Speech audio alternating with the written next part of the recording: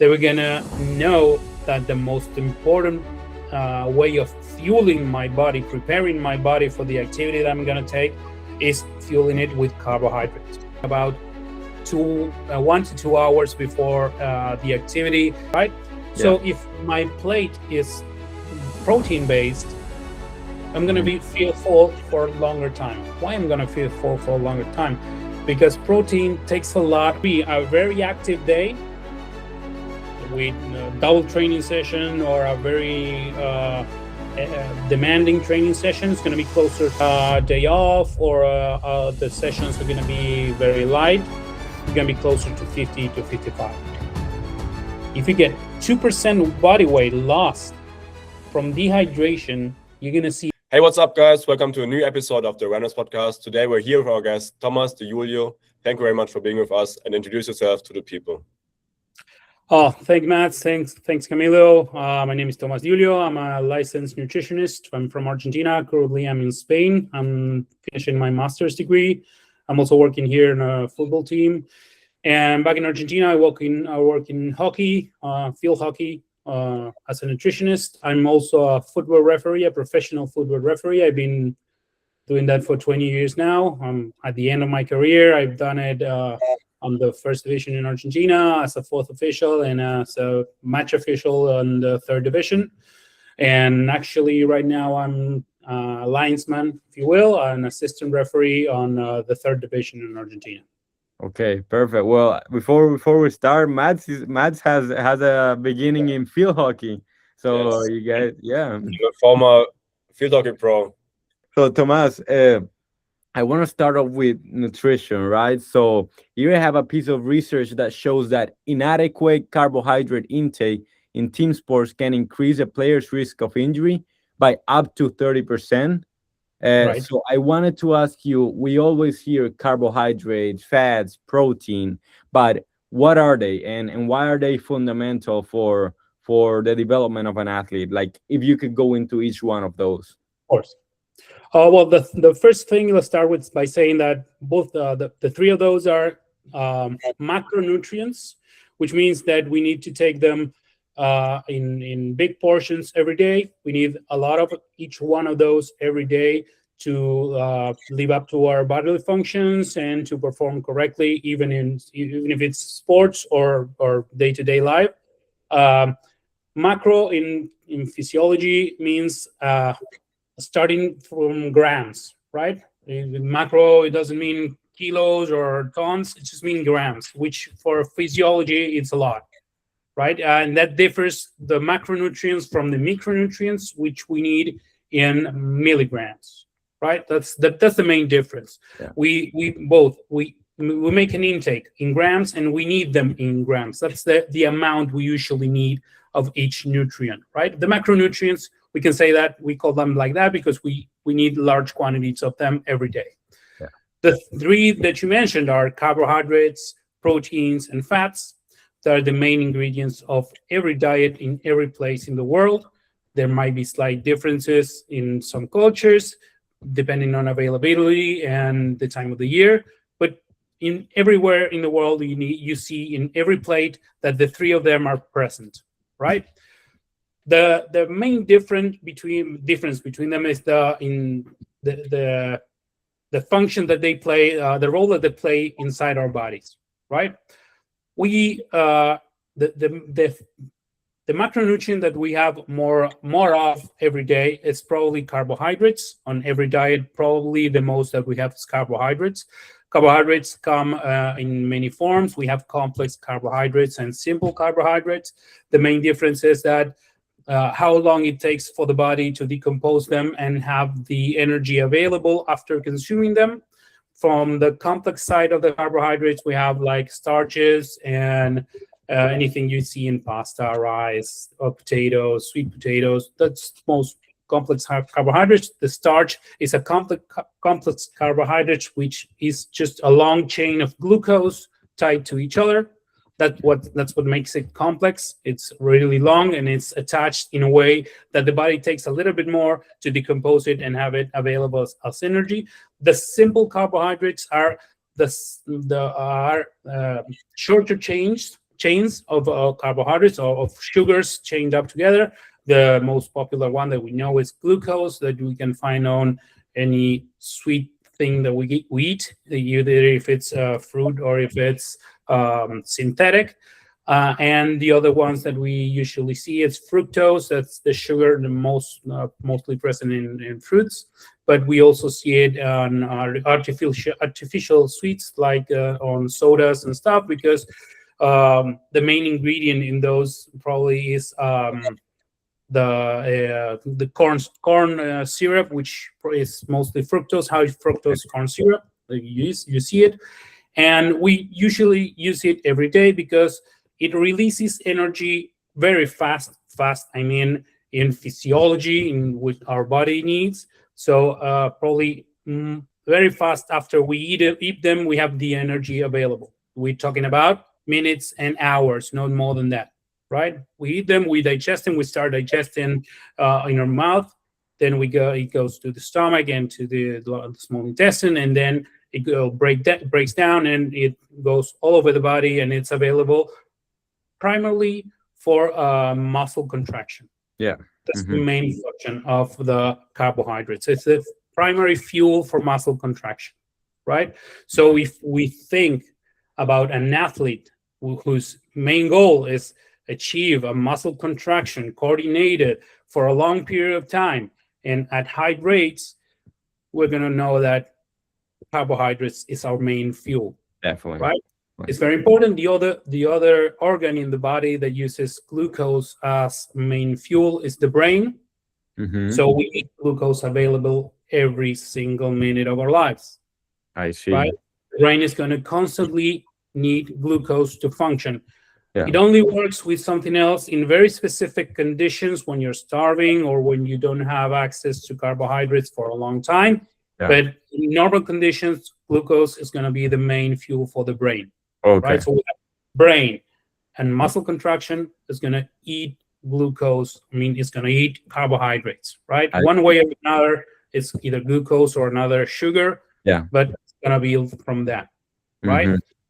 So I started with that because it's probably going to be the most interesting part for the athlete side of the podcast.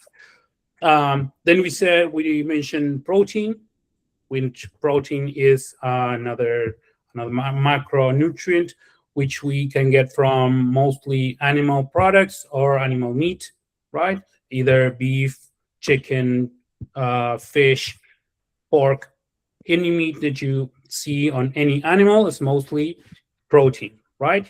We eat the muscle of every animal, right? And the muscle of every animal is primarily composed of proteins. Say that proteins is what composes the muscle of every animal, then the main function of proteins in our body is going to be structural. It's going to give structure to our cells, to our organs, and most importantly, to our muscle structure. Right? I see. Protein as the Legos, let's imagine that we're eating Legos one way or another, to build up every organ and every muscle that we have. So every second in our lives, we are breaking down cells, and they are multiplicating, they're replicating, and they are fixing themselves every time. So if we know that we're gonna need materials to build those cells and to renew those cells and to repair those cells, we're gonna need to provide the body with the elements to make that repairs. And the elements that make that repairs, or those new buildings inside the body, are the proteins that we eat in our diet. Yeah. More proteins means that more elements are available for that repairment. Lack of protein means that the body is not going to make enough of that, and it's probably going to be a shortage inside the body. And when we have a shortage in our diet, especially in protein, the first thing that the body is going to do is, okay, I'm not going to repair the muscle just as fast as I could, because I'm going to prioritize the organs. Okay? So if I don't eat enough protein, my body is not going to prioritize the muscle is going to prioritize the organs, because that's what makes us keep living, right? It's just very simple in that. And with fats, which is the last of the three, the main function of fat in our body is energy storage, right? The way that we store energy for the long time, for the long run in our bodies is fat. We store energy as fat, right? What do we have in our guts, what do we have in every part of our body, under the skin, it's just fat. It's energy that we are saving for another time, right? When we have a surplus of energy, let's say it plainly, when we eat more calories than we spend, our body does with that difference, what it does is we are going to store that as fat, because we're going to use it sometimes else, right? So further along in the future. That's okay. what. If I can stop you there, so that means if I let's say eat very little fat, but I eat a surplus of energy of calories, but that mostly is coming from either protein or carbohydrates. When it's time to store that surplus, it gets stored as fat, even though it came in as protein and carbohydrate. Exactly. Okay. Part of the proteins is going to be excreted if we ate more than enough. It's going to be excreted on the urine or on feces. That's the way we get rid of it, because otherwise it would be toxic. And some of it would be turned into fat, and most of the carbohydrates that we do not use is going to be stored as fat. But there's another part of the function of fats in our bodies. We need specific types of fat for the body to perform certain functions, right? So not every fat that we eat is going to just go around and be stored as energy for later. Some of the functions of the body need specific types of fat, for example, to build specific hormones, right? Hormones mostly are built out of fat, right? And the specific fats that we need are very variable, are very variated. We need from different sources, so the body can build them. The body is a very complex machine. It can build many things, but it cannot build every material that needs for the final product. So we need to incorporate, we need to eat in our diet the materials that the body needs to get the final product. And with fats, it's very specific. There's a lot of hype for some fats like omegas, like omega-3, omega-6, omega-9, right? What's the deal with that hype? Well, the thing is that we cannot build them ourselves. We need to get them from the outside. The fats that we build from the excess carbohydrates or the excess protein are not of that kind. So we need to get them from the outside to build those specific materials that the body needs to function, right? Okay. And many of those specific materials that we need to function are the hormones. The hormones are ways that the body has to communicate from one organ to the other to let them know that they need to perform certain activity. For example, if I need my body to raise the temperature, I need a hormone built in one part of the body and sent to another part of the body to tell the other organ to raise the temperature, or to lower the blood pressure, or to increase the urine excretion, right? Or the water absorption. All of those communications are made via chemical signalers, which are the hormones. And if we do not have the materials to build those hormones, then we're in a lot of trouble.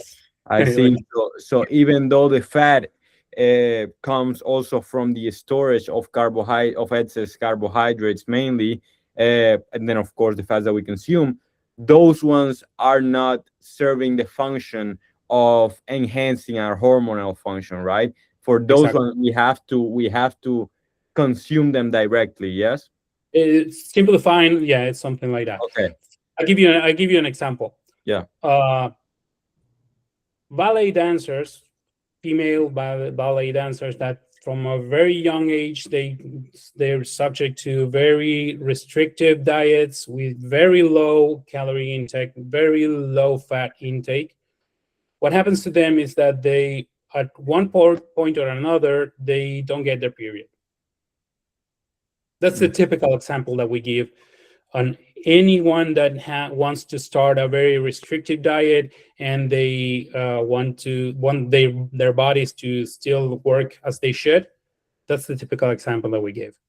Yeah, definitely. Yeah. And especially as you mentioned, for females is also very important because it's not only a matter of how you look, it's also a matter of like the functions that are going in inside your body. And a lot of people may forget about the importance that the fat plays in your like body functions, that they say, oh, it's not relevant, it's just gonna make me fat. And the bad thing is that is the same term, so people associate it with something bad, but then at the end of the day they're still very important. And I mean, Thomas, I think you gave us a very good overview on how each carbohydrate or each macronutrient works, sorry.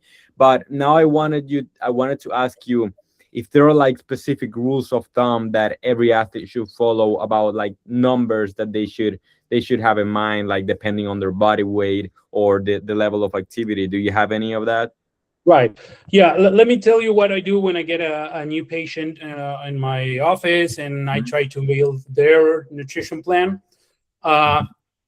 I have to ask them a lot of questions about how their day-to-day life is, the training sessions, their matches, if they are in a team sport or an individual sport, or in a competition, if they are, I don't know, in gymnastics or combat sports.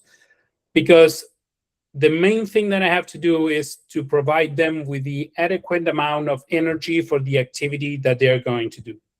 That's the first thing I do, right? And I have to recreate their days and think about how much energy they're going to spend and how long they're going to do it, how much time is going to each activity take to get the actual number, and what I'm going to plan for them and translate that into a diet or a specific nutrition plan, right? But let's try to simplify let's get rules of thumb. The most important thing is to adequate the energy intake to the activity that I'm going to do immediately after, right? You don't get, let's say you go to, you get in your car and you're going to drive for a long time, right? You get in the car and the tank is empty, right? You don't plan for to make up go to the service station in the middle of the road. You go right before going on in the road, right? Mm-hmm. The body is the same thing. You plan the fueling for before the start of the activity, right? That's basic for me, right? And if we were talking about fuel and we said that the most important fuel for muscle contraction is carbohydrates, then we're gonna know that the most important way of fueling my body, preparing my body for the activity that I'm gonna take, is fueling it with carbohydrates, right?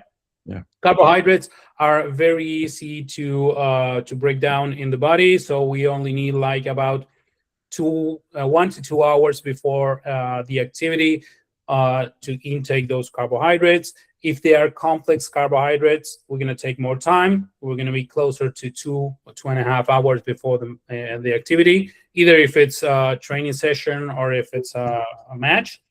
And if it's simple carbohydrates, we can take them a little closer to the start of the match, because the body is not going to need that much time to break it down and have the energy available, right? The thing is that we have a little storage in our bodies to put those carbohydrates that we intake in the diet. It's very small, the storage. The storage is, I don't know if you've heard of glycogen. Okay. Glycogen is the way that the human body has to store carbohydrates for a small amount of time and for a little small amount of a small quantity of glycogen, because it takes a lot of space and we don't have enough space to store it. So what we're gonna do with that carb loading before the activity is to fill up those storages, right? We're going to assume that they are either empty or they were emptying during the day. So we're going to load them before the start. Okay. Right? And depending on the extent of the activity, how long is it going to be, is how much of that I'm going to need, right? Rule of thumb is that I'm going to spend around 30 to 60 grams of carbohydrates per hour of exercise. If the activity is up to an hour. If the activity is up to 2 hours, I'm going to be closer to 60 grams of carbohydrates per hour.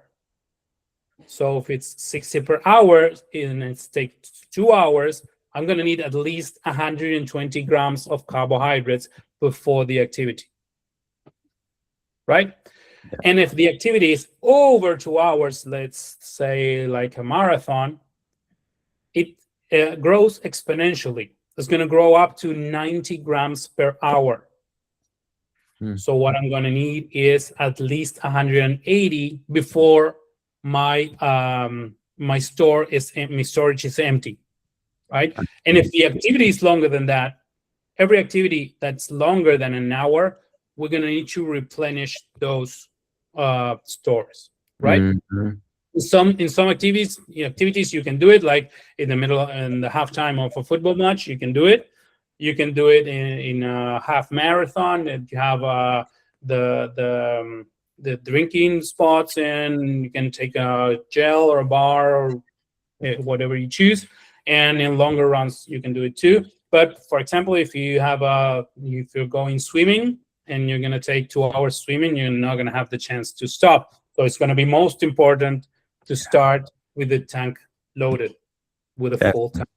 Right? So that's the basic. The basic is that we're going to need at least that for any particular activity that's going to be for at least an hour or for over an hour.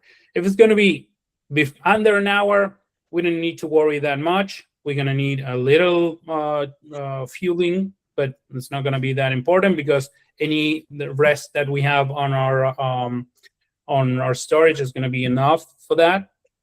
We're going to do just fine. So with a regular diet, we're going to do. But if there's another way of thinking, of figuring out how much carbs would I need. We can think about the weight of the athlete that we're talking about. We calculate about 7 grams per kilo, right? Okay. 7 grams per kilo for the athlete that they're going to need to load before the activity. Oh, before the activity? So if the athlete weighs like 100 kilos, it's just to think of a round number. For the sake of the calculation. Right. It's going to need 70 grams, right? So we're kind of close of what I was just saying, right? I was talking about 60 grams, and we're going to say, I just said 70, but with a different, heavier athlete. So it's going to be around that. You can use either or. It's going to be just fine. And for the day-to-day life, I don't usually use grams per kilo. I use a percentage of the total calories of a diet plan. It's going to be around 3.5 to 4 grams per kilo for daily intake. Okay, right? And as a percentage of the daily intake, what should the number be? What percentage of the daily intake should the carbohydrates be in? Again, it depends. Most questions that you ask a nutritionist, they should be answered with "it depends." Of course, because everything is context dependent. Yeah. Right. If it's going to be a very active day with a double training session or a very demanding training session, it's going to be closer to 65 or 70%. Right. And if it's a day off or the sessions are going to be very light, it's going to be closer to 50 to 55. Okay, I see. And now if we move from carbohydrates, because I think we got a very good idea of how important it is to eat the right amount, not only that, but then also to eat it in the right moment, which is very crucial as well, considering that it's going to be our main source of energy as athletes. Now, if we move to protein, what are we talking about there? What are the numbers that we're talking about? And is the timing that crucial there? There's some debate about the timing, so I'm gonna just put a pin in that and mention it later. Yeah. We were taught, or during, well, at least I was when I was getting my degree, that the body needs around 0.8 grams per kilo per day of protein for the body to maintain its structure and to replenish the storage of amino acids, which is the Lego of the protein. If we divide the long protein in its composing parts, you get amino acids, right? The very different amino acids, or 20 different amino acids that we can get from our diet. It's very uncommon that our diet lacks a specific amino acid. It can happen, but it's not very common. So that's what we were taught when I was getting my degree. Now I know, and now we know, because it's been studied, that we can think of diets that at least provide 1.8. So that's almost 3 times that I was what I was taught.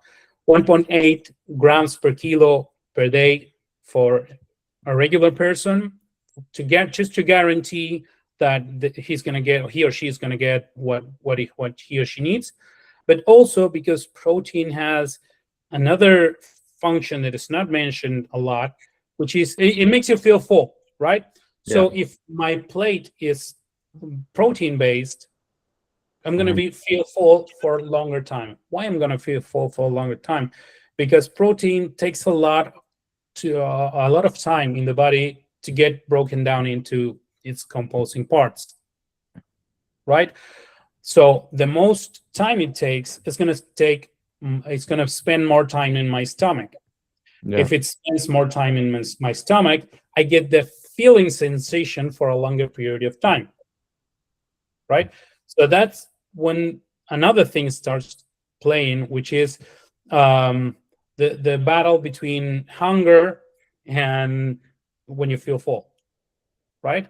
That's the only thing that physiologically controls the feeling of hunger, right? Or the feeling of being full, right? Imagine that we have a simple button in our bodies which says start eating, and another that says stop eating, right? So it's simplifying, right? The button that says stop eating only works when our stomach is full, because our stomach's being full releases a hormone that travels to our brains, and our brains interpret it, and it says, okay, I'm full, I can close my mouth, right? In times of the body, that is very slow. Hormones don't communicate very fast because they have to go to the bloodstream. The bloodstream has to reach its target, and then the brain has to interpret it. So it's slow in terms of physiology in the body, right?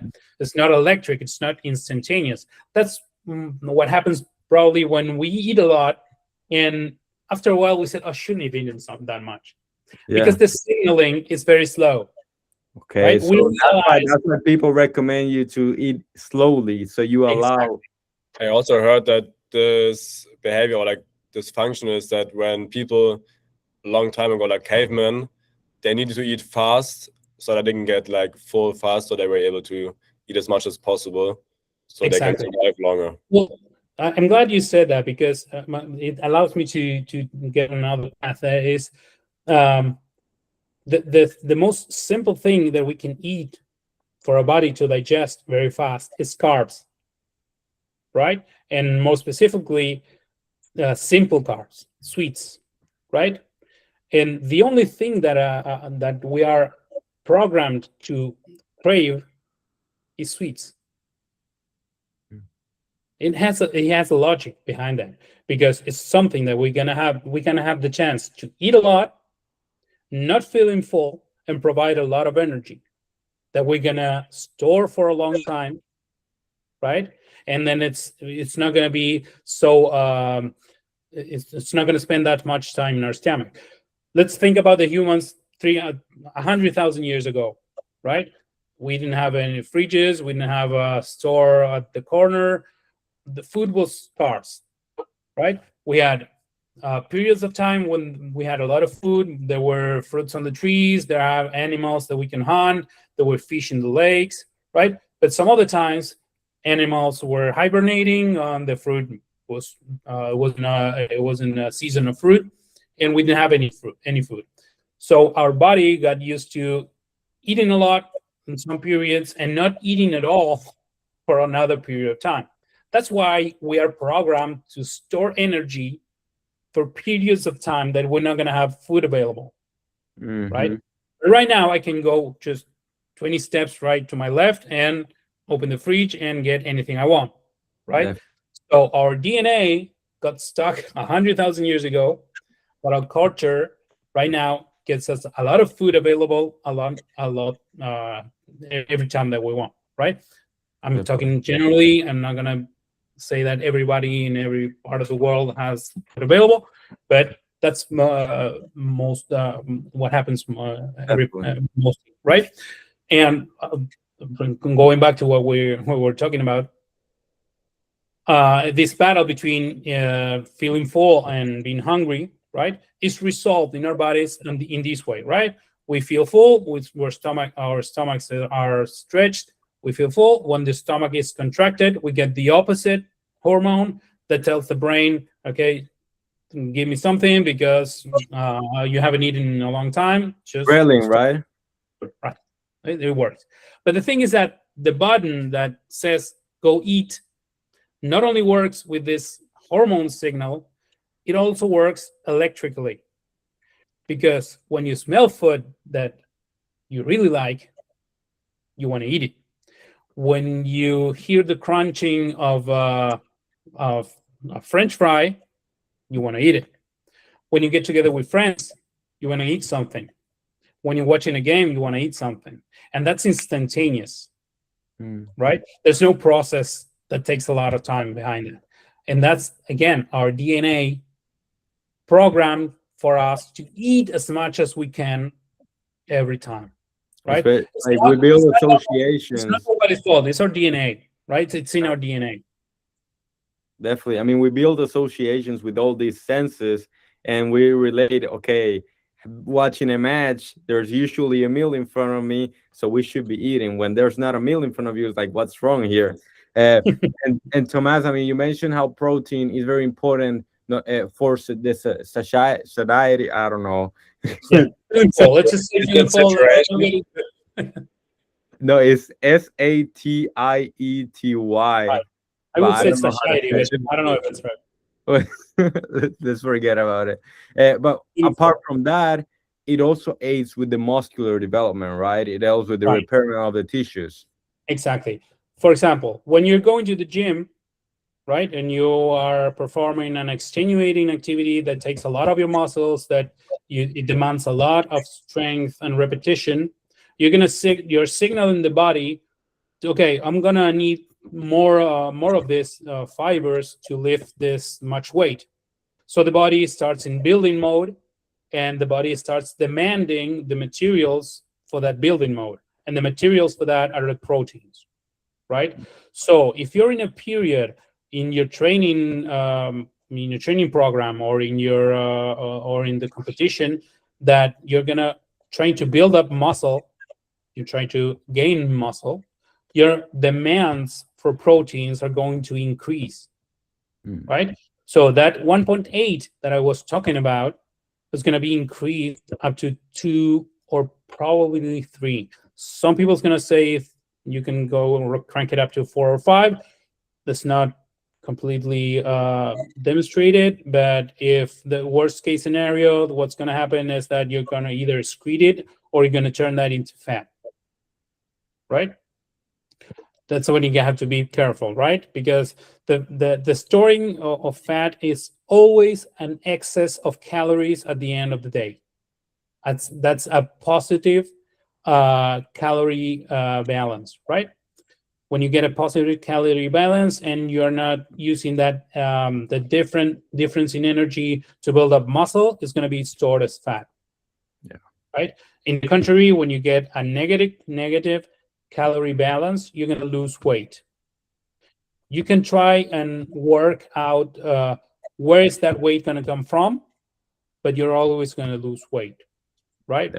Yeah. If you're training very hard at the gym and you're training a lot on the field and you're not eating enough protein or you're not eating enough carbs before the session, that difference in weight is not only going to come from the fat storages, it's going to come from your muscles too. Because when the body runs out of energy, what it uses as energy primarily, because it's faster to get energy from that, is the amino acids that are going around in the blood. Those amino acids were prepared and reserved for muscle building. And if you're using them as energy, they're not going to be available to repair the muscles or to build new muscle. So going in any training session, any extenuating training session, without the necessary carbs for that, it's going to go against your purpose of building muscle. Yeah. So what the carbs do, they do not only provide energy, they save up proteins for their actual purpose. Yeah, definitely. You want to leave the main thing for the main thing, right? Of course, you could use protein as an energy source, but first it's not going to be as efficient as carbohydrates, and then it's gonna be taken from the main purpose that it has, which is rebuilding tissue, right? Exactly. Definitely. And then in terms, yeah, Matze? Do you have one more for the protein? I had one question about the brain function. There you go.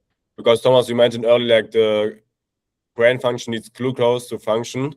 And so I had a question, because a lot of mistakes happen in the end of the game because people say the legs get tired, or is it in connection with the brain function, having enough glucose?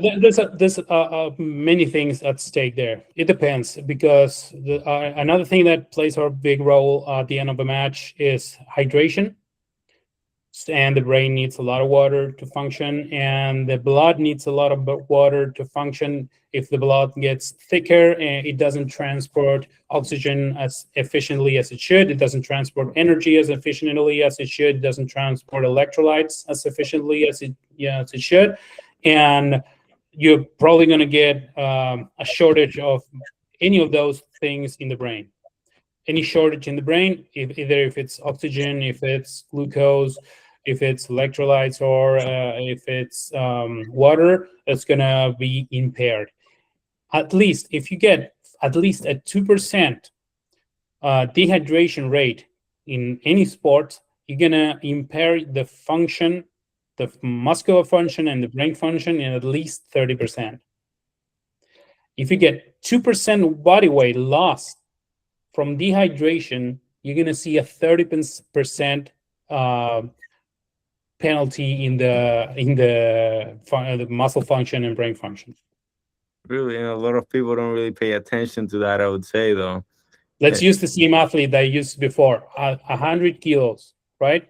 A guy weighs 100 kilos. If he loses 2 kilos during the match, you're going to see a 30% decrease on his function. 30% is the difference between a winner and a loser. Yeah, it's a big difference. Definitely. So it's a lot of different factors that go into it. And now I want to go a little bit. You mentioned how fats are still important. Do you have any specific numbers to keep in mind for anybody that is wondering, okay, but how much fat should I eat to still maintain a healthy lifestyle? I was talking about percentages before, right? Mm-hmm. I was telling you about from 55 to 70% of carbs, depending on the activity. Yeah. And the amount of protein is going to be calculated as grams per kilo. That's probably going to be around 15 to 25%, right? Mm-hmm. Depending on the weight of the person and the activity of that day. But we're going to always work with grams per kilo. And the rest of what I need is going to come from fat, right? I'm not going to say a specific percentage or a specific grams per kilo, because what I'm going to do is just the rest of what I need is going to come from fat. Let's give you an example. Round numbers. If you need 1,000 calories a day, and we're going to use 60% of that from carbs, so that's going to be 600 calories coming from carbs, and I've told you it's going to be around 20%, 20 to 25% from protein, so it's going to be either 200 or 250 grams calories coming from protein.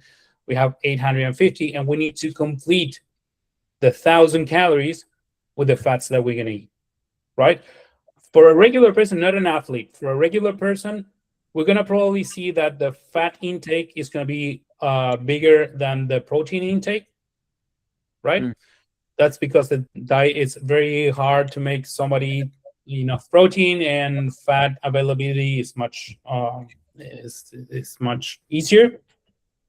But we're going to see that what I do in my consult is that just the rest is going to come from fat.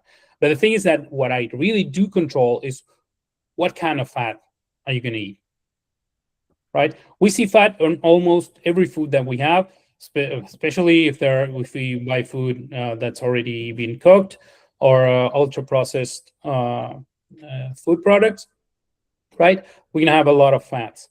The thing is that for when fats are used to give flavor to the food that we buy that is already cooked and is ultra processed or highly processed, they're not going to probably be the best fats that we can eat, because those fats are going to be very stable, they're going to be very tasty, and they're going to come from sources that are very cheap for the industry, because the industry what wants to do is to earn money. So they're going to use the cheapest ingredients that they can to get the most money. Yeah. Right. So it's not going to be the best for us. That's just the first thing that we can think about, right? What is the people that are trying to do that's selling me the food? They're going to try to win money. It's all right for them, but I'm an athlete. I need to be better than the guy next to me, so I need to make my choices. Yeah. And the more involved I am in the cooking process and in the choosing process of the food, the more in control I'm going to be, right? So the best fats that I can choose to eat are the ones that come from fish, from seeds, from not from dark meat in chicken or the skin of the chicken or on beef. That's not the best fats that we can eat. Nuts, those have very, very good fats. And when I mean good fats against bad fats, I mean the fats that I need to build the things that I was telling you about in the first part of hormone functions. Exactly. If there is a specific type of athlete that has a very high energy consumption, and I need to replenish that because he's going to lose a lot of weight, and I don't want him to lose a lot of weight. Let's say, for example, there's some ultra marathons that take very many days in a row, and I need the athlete to maintain his weight and to make up for the energy lost. I'm going to give him fats, because I need him to stay alive mainly, and I need him to get up and compete the next day, right? So I'm going to use fats for that, right? Because the amount of energy per gram that fats have it's more than double than what proteins and carbs have. Yeah. You probably know this, but it's just worth saying. Every gram of carbohydrates or protein holds the potential to release 4 kilocalories, right? And every gram of fat has the potential to release 9 kilocalories, right? So think of a spoonful of olive oil, right? That's around 100 calories. Yeah. Right? And try to think of 100 calories worth of lettuce, right? You're going to think a very big bowl. Yeah, that's why.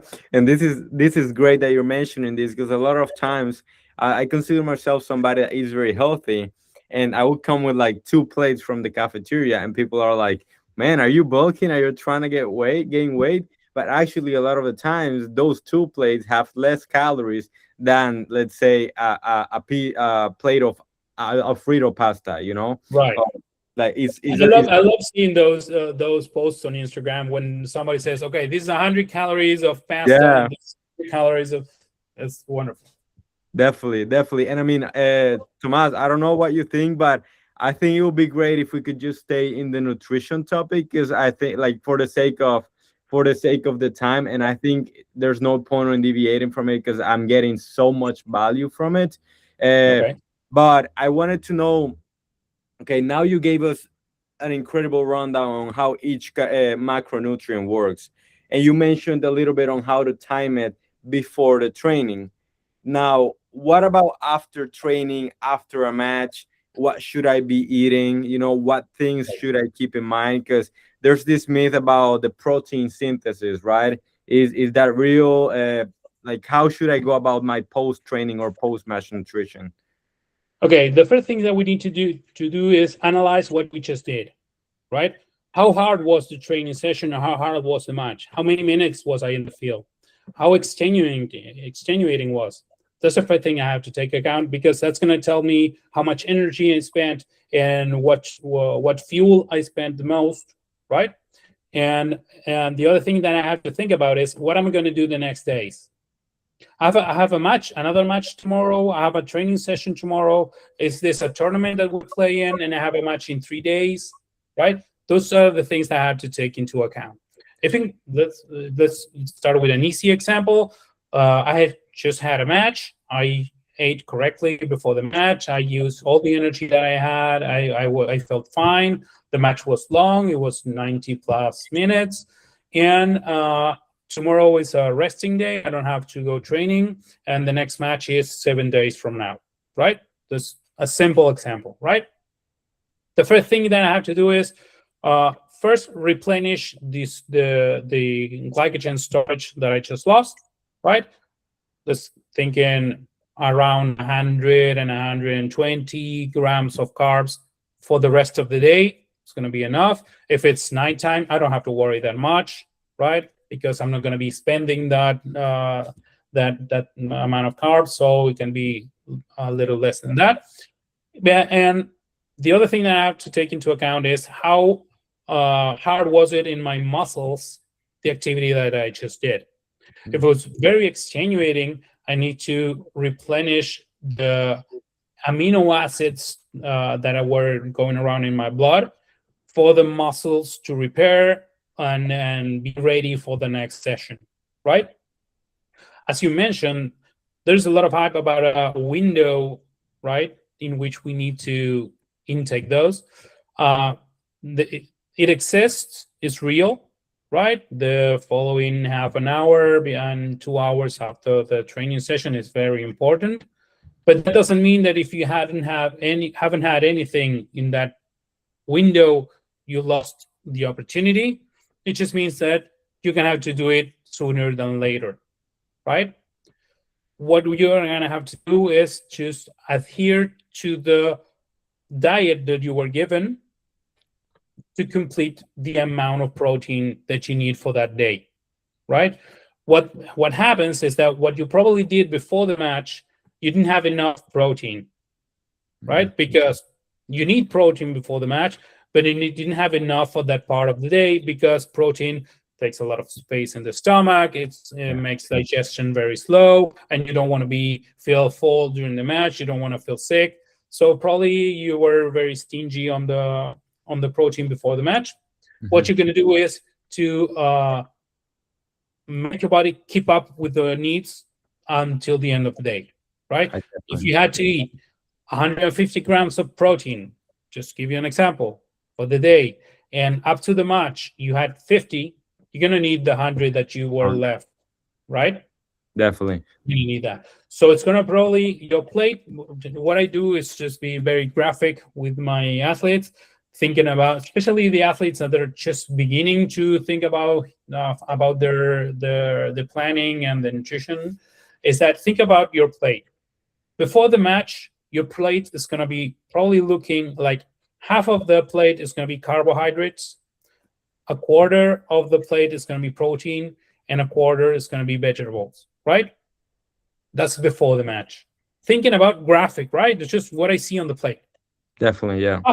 After the match, if you're going to use the same plate, you're probably going to see half the plate has protein, a quarter or a little more than that is going to be carbs, and the rest is going to be vegetables. Probably it's not complete because you're going to need a little more carbs than I just mentioned, but graphically it's what the athlete needs to see different before the match and after the match. Definitely, Right? definitely. That's Love the it. easy. And if we're in a competition and we need to have another match very close to this one, or the training session is very close, probably what I'm gonna do is I'm not gonna make the portion of the protein smaller. I'm just gonna add more carbs, just to Mm, guarantee the athlete has the amount has replenished his storage for the next match. perfect. So you want to make sure that you're replenishing your glycogen stores, and then also the protein, of course, in relation to how stimulating the training that you did or the match that you had was on the muscles, right? I Right. cannot believe it's been an hour because I'm just like too into the information. But just to finish, yeah. I also have one more question because Camille just asked about the protein synthesis, and of course, like the best thing would be after the training. But doesn't make a difference if let's say I have to eat 150 grams of protein. If I eat it in one meal or if I separate it on different meals, That's doesn't a make a great difference. question, man. It depends. How much time do you have? How much time is left in the day after that? If you have a lot of time in the day, you can probably, it's better if you split it, right? But not because it's not going to get synthesized or you're going to absorb them, but because it's going to be harder. Yeah. So the fact of separating would be just for the sake of it being easier to digest and wouldn't take that much time. Right. Exactly. Okay. Okay. You know, that was actually a question that I had because I'm trying to keep my meals to 3 a day, just because it helps with my like eating anxiety or whatever. Just gives me gives me more control and allows me to work without like thinking about food or whatever, which is something that was happening before. So I'm chunking like 70 grams of protein per meal, and I was a little worried if like maybe that's something that's not necessarily too beneficial. But as you're saying, as long as you can eat it and it doesn't represent too much of a trouble for you, there's no issue in the terms of the tissue rebuilding that you're gonna have. You're gonna have to provide your body with the materials to rebuild, right? The sooner you do it, the better. But that doesn't mean that if you don't do it immediately, it's not going to do it, right? It's not, your body is not going to decompose. You're not going to lose muscle tissue. But the sooner you do it, the sooner the body is going to start rebuilding, right? I see. And the moment of the day that the body uses to maximize the protein synthesis and the rebuilding is when you're sleeping. Okay. And everybody sleeps. So it's as important as it is to get enough protein, is as important to get enough sleep, because the moment that your protein synthesis is the highest is during REM sleep. So if you don't get enough sleep, doesn't matter how many proteins you get, how much training you do, you're not going to give the body time to rebuild.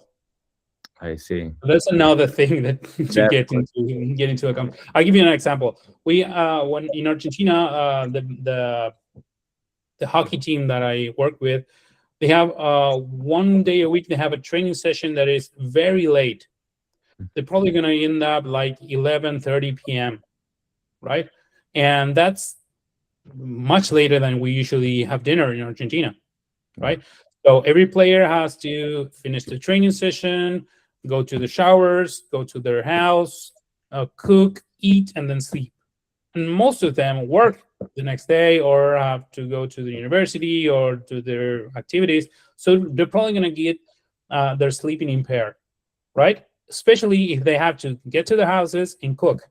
Yeah. Cooking takes time, right? So planning saves you a lot of time.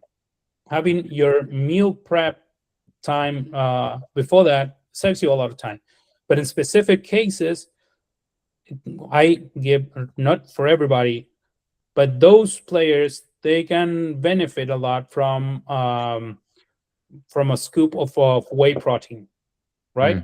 Right after training, they drink it in the car and they get home and they don't have to do a very big meal. They can just save some time and go to bed, or have a small meal, just replenish carbs and some more protein and vegetables and just go to bed, right? Because if I have to choose either stay cooking and sleep less, I'm not sure I'm going to say that they do that. Yeah. So at the end of the day, what matters is everything matters in terms of the quantity, the quality, and the timing. But at the end of the day, you need to have that quantity of protein. Uh, and it doesn't matter if it comes from 3 meals or from 6 meals, so long as you're doing it. And then of course that component of sleep that you mentioned, which I believe is something that a lot of people forget, but is definitely very important, not only for the nutrition but just for everything. So I'm really glad that you mentioned it. And I mean, Tomas, as I said before, I cannot believe it's been an hour already, because you've been giving us so much information, and it's very interesting for me, because I think the first step for you to actually adhere to a nutrition plan, and have healthy nutrition, is to understanding why you're eating right? Because that allows you to make adjustments, that allows you to see the situation that you're at, which is not always going to be the same, and then say, okay, I know I have to eat protein. It's not chicken what we have here, but at least it's beef, so I can work with it, and you're aware of how it's going to affect your body. So I think you just giving us a breakdown out of everything has been very beneficial, not only for us, but then also for the people watching it. So I do appreciate it, Matze. Yes, Thomas, I really enjoyed listening to you. I think you have like the perfect combination between like your experience and like your talking skills, because you gave such good examples for each situation. I think it's perfect. And like Camilo said, of course, you always know some amount of knowledge about nutrition, but you never know like how it's actually doing the stuff in the body. Definitely. And how you should adapt if something goes different.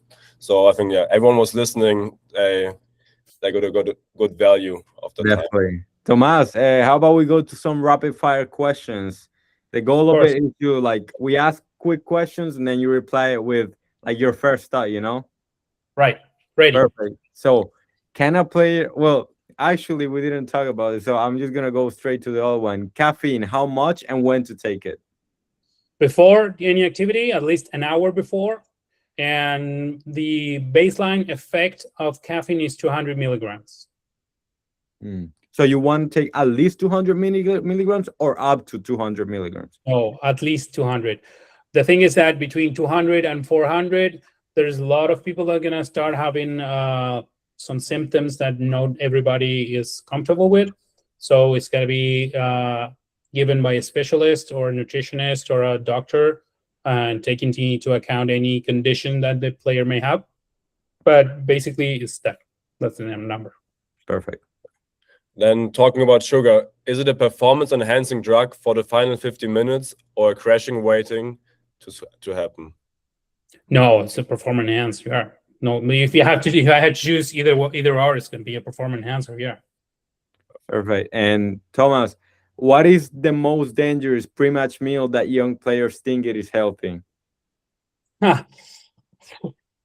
Probably something fried. Something, because it's okay, fried chicken.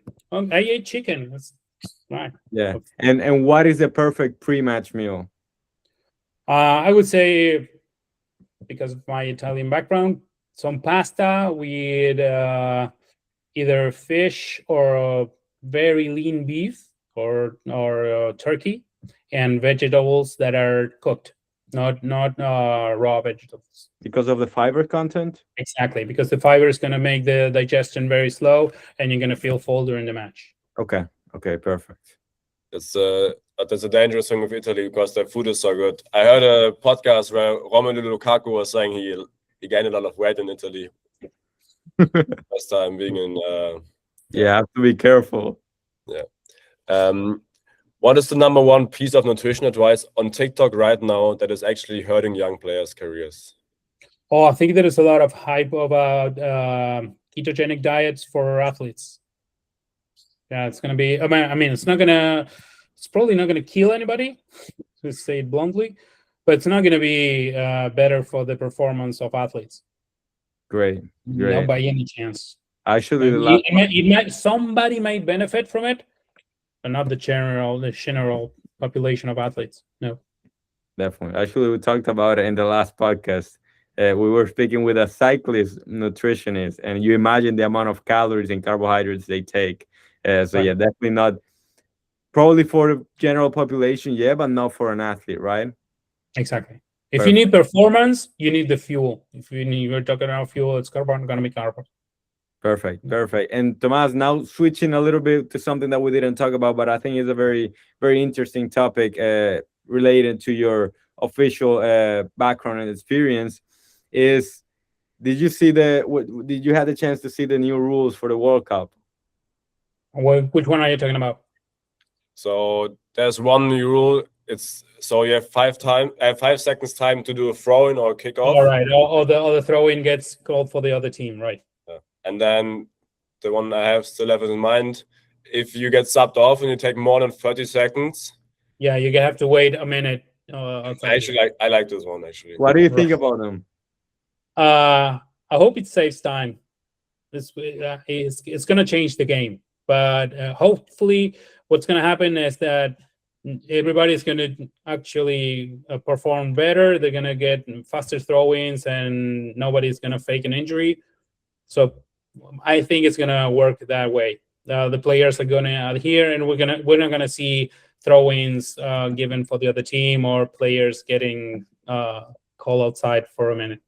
I mean, the only my opinion is like the only thing. I think 5 seconds is kind of harsh. I think because we always see like stuff with the ball boys going on, and then it could get right. But there's a trick in that. I'm gonna give you the scoop from that. For example, when you know the 6 second rule, or now it's the 8 second rule for the goalkeeper to get the ball in play, right? What the rule says is that the goalkeeper has 8 seconds after he's ready to release the ball. And when do you consider the goalkeeper is ready to release the ball? That's subjective, right? You can have an opinion. I can have another one. In Argentina, I teach the rules of the game for referees that are trying to get into getting a contract. And what I say is that a goalkeeper is ready to release the ball when he's not being challenged by an opposing player, when he's on his feet, right? Or when he has the ability to get on his feet, right? Because you see goalkeepers staying with the ball on the ground. That goalkeeper, if he's not being challenged by anybody, he has the ability to release the ball. So I can start counting when he's on the ground. It's very exceptional. You don't do it very often, but you can start counting. And you can see a goalkeeper with the ball in his hands that is actually physically ready to release the ball, but he has an opponent 2 meters away. That goalkeeper is not ready to release the ball because he can be challenged, right? So I'm not going to start counting for that. And given that situation, I think the same thing can happen for the throwing, right? Is the player ready to release the ball? Well, if it has somebody in front of him, he's not. So you're going to see more than 5 seconds. Yeah, so as soon as he has the ball in his hand, same with the kickoff. Right. Yeah.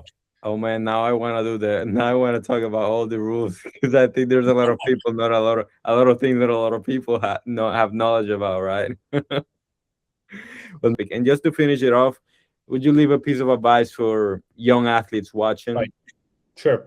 I think that 90% of success comes from planning, right? Not from numbers, not from specific quantities of each nutrient, but from planning. If you plan your nutrition, you're going to have 90% chance of success, right? And when we say success in performance nutrition, we mean that we have all the energy available for the task that I have in front of me. That is success. Then, if you're a football player and you miss a goal inside the goal line, that doesn't have to do with nutrition. Definitely, and I love that last that piece of advice that you gave, because a lot of people confuse planning with predicting, and when you're planning, you're taking into account the fact that things are not going to be as you expect, as you predict. But planning allows you to adjust to whatever comes your way, allows you to see all those different scenarios. So as you mentioned, you already have an idea in mind on how to react to them. So I believe that it's a great piece of advice that you just gave. And as the whole podcast You provided a lot of value, Tomas, and I'm just very thankful for your willingness to share your experience, your willingness to share your knowledge, because I believe a lot of people, definitely us, we got a lot of value from it. So again, just looking forward to have another conversation, and I truly appreciate your time. Okay, thank you guys. It was very fun. I felt really comfortable, so we can do this anytime you want.